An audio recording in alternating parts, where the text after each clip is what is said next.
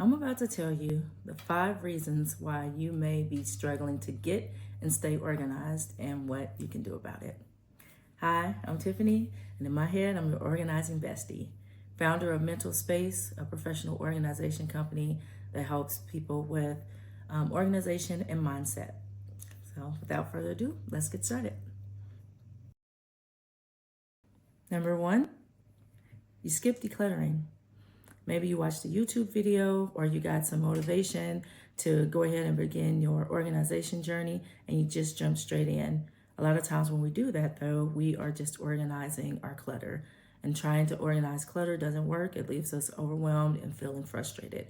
So if this is you and you want to take a step back and restart, what you can do is just think about one area or one subject. So either you say, okay, I'm going to start with one single drawer, one single shelf, or one single type of thing. Like I'm just going to organize my paperwork, or I'm just going to organize my shoes.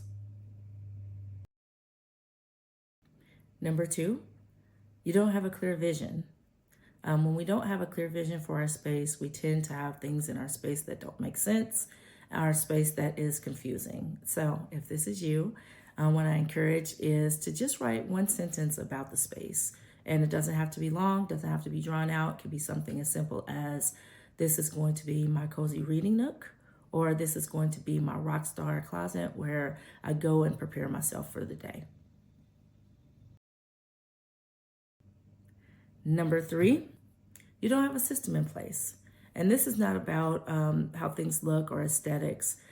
This is about functionality in the space. So if you don't have a system in place, it doesn't matter, even if your things are aesthetically pleasing, they won't stay that way for long. So if you're struggling with keeping your things in order, even after you've organized, my encouragement is to give everything a home.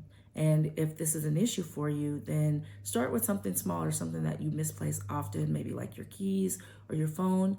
Give that item a home and place it in that home each and every time that you use it, and return it, and then branch out from there, adding more things and giving more of your things a home. Number 4 is you have emotional items. And I think we've all been there. Sometimes these are sentimental items. Maybe they're passed down to you from a loved one that may no longer be with us. But a lot of times these items are taking up more space emotionally and physically than we have room for. So if this is something that you are struggling with, my guidance and advice is to maybe take a picture of the item so that you have the memory, and then release the item to somebody who could use and treasure it. Number 5, and this is a big one, is perfectionism. Sometimes we're a victim of all or nothing thinking. So you think, if I don't have time to do my entire house, my entire room, I won't start. Or if you think, oh, I won't do it perfectly, then you won't start. But my encouragement is to just set a timer and work on a space for 10 minutes. Just pick one space, set a timer, and go. I think this helps with a couple of different things. Number 1 is you'll see exactly how much you can get done in as little as 5 or 10 minutes. And it's a lot more than we think a lot of times. And number 2, it just lets the pressure off of, you're going to get something done, and something is better than nothing, and done is better than perfect.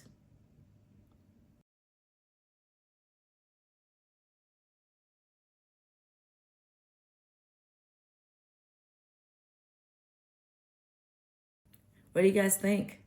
Could you see yourself in any of these reasons? Let me know in the comments if you want to see a part 2. Also, if you'd like a checklist with all of these reasons and some action steps to help you overcome some of the overwhelm and procrastination, let me know that in the comments as well. I'll get you a link out. Until the next time, bye.